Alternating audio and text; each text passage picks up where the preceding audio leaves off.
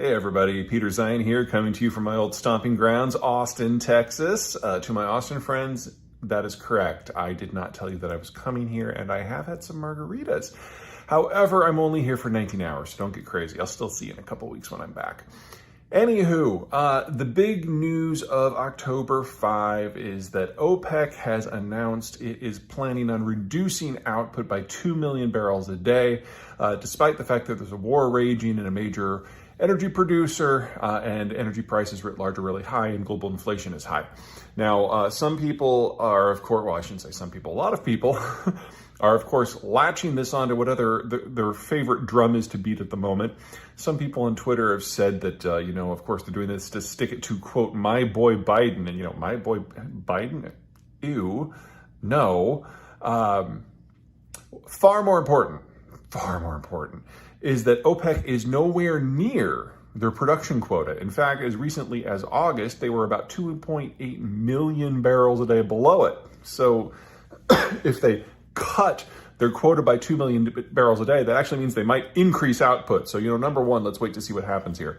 The problem here is that if you are outside of the Persian Gulf, OPEC members, so Kuwait, United Arab Emirates, and Saudi Arabia, everyone else has just been in this investment bomb for over a decade. In fact, since 2014, total investment to all oil and all natural gas globally, government, state company, private companies, doesn't matter, the total is down by about 2/3.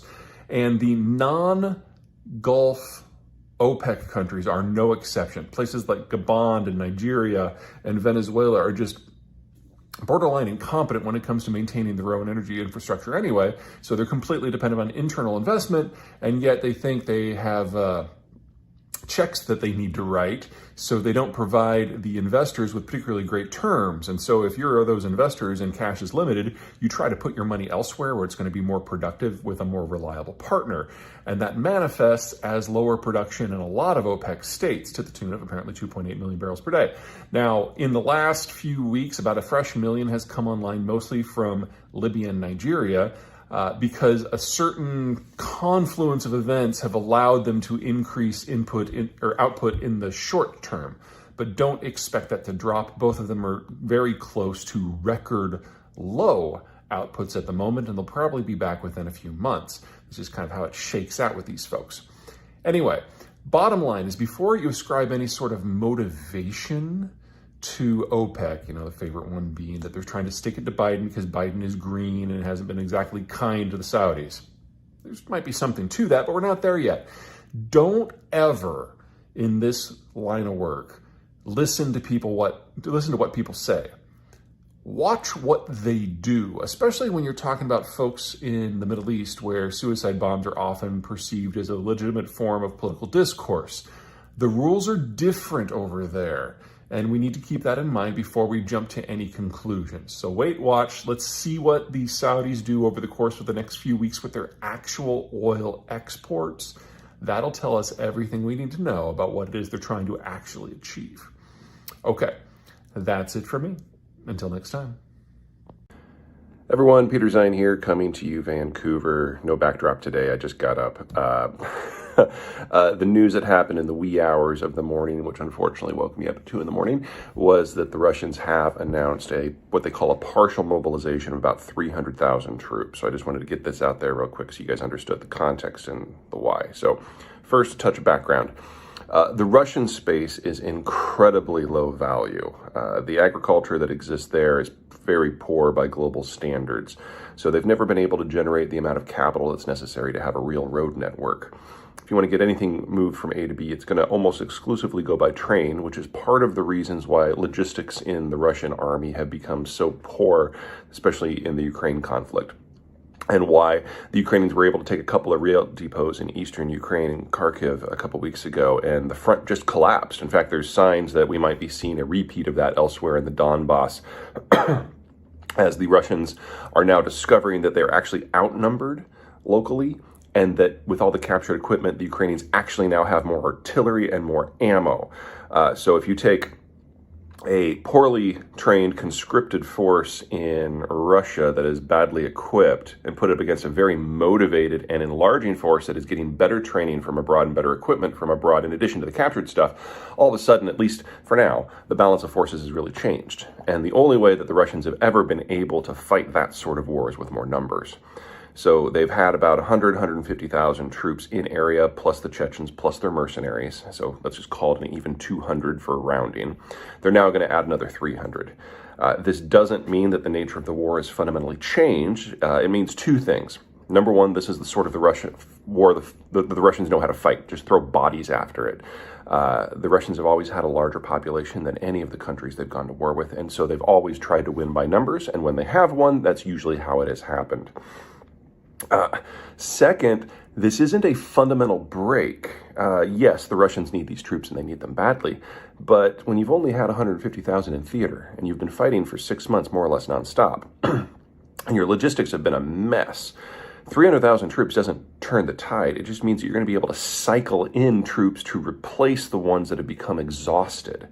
So this doesn't give the Russians fundamentally more troops in theater. It allows them to rotate troops through the theater and continue fighting the war in more or less the way that they have been now, which is to say poorly. Obviously, it's still bad news for the Ukrainians, but ultimately this is getting to one of the core issues that I've been talking about since the beginning. The Russian demographic is horrible, and between guts or massive increases in the death rate or massive decreases in the birth rate, or both, because of World War I, famines, World War II, the Brezhnev mismanagement, the post-Cold War collapse, there's these deep gouges out of the population structure across the Russian system, with the deepest one in people aged roughly 15 to 30, because you've got a stacking up through the generations of bad things that happened in World War I and World War II and post-Cold War. That's where all these troops are coming from. So we've already got about 200,000 men in theater who are in their 20s. We're now adding another 300,000, and we're starting to get to the point where the Russians just aren't going to have any more men in that generation to throw at this at all. And I don't know if you guys were aware, but people in their 20s are the ones who usually have kids.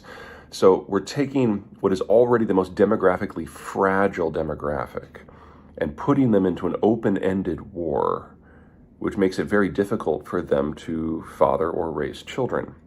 This is potentially a country killer. Before, I thought that this was Russia's last war. Now I'm certain of it, or at least the last war they can fight with conventional forces. Now, will the Ukrainians be able to repeat the feats they've been doing? It's entirely possible, but keep in mind the scale of what needs to be done here. With the size of the territory in question, the Ukrainians need to pull off what they've done in the first 2 weeks of September another 20 times. I'm not saying that's impossible. I'm just saying that that is the scale of what is going on here. So expect the Ukrainians to do two things. Number one, continue to hammer as many logistical points that the Russians rely on as possible. Anything they can do to disrupt the flow of men, material, and especially food supplies to the front line is something that is going to crush the Russian demographic that is responsible for the soldiers and responsible for what's the word I'm looking for? Propagating the Russian condition in the first place. Second, look for them to reach specifically for transport nodes, not just ones that are near the front line, but ones that might seem a bit of a Hail Mary, not to strike, but to capture. The one I am most interested in, of course, is Mariupol, because if the Ukrainians can reach Mariupol, they basically isolate Russian forces throughout southern Ukraine. And then you're talking about 100,000 Russian troops that are just stranded with no hope of resupply at all. If the Ukrainians are going to win this war, they have to take massive bites out of not just the Russian army, but the Russian demographic. And doing that, destroying the Kerch State Bridge, isolating Crimea from the rest of Russia, that is how that is done. And now that the Russians have obliged to throw another 300,000 troops into the grinder, we may be seeing the beginning of the Russians' end here. It is still the Russians' war to lose. But they're following the playbook, and that makes them a little bit easier to predict. Okay, that's it for me. Until next time.